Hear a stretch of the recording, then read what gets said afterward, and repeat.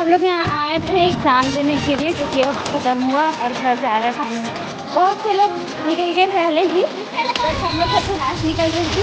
लेकिन सबसे इम्पोर्टेंट बात, यहाँ आके बिल्कुल भी अच्छा नहीं लगा क्योंकि हमारे फेवरेट सर मेल टीचर भी हमारे गौरव सर थे, जो कि यहाँ पे नहीं मिला। बहुत ही दुख हुआ, फिर याद आया तो कॉल करती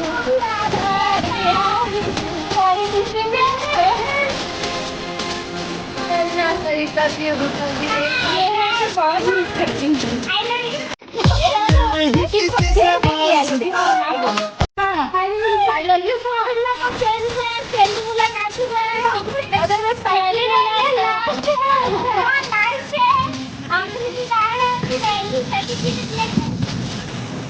बाय बाय।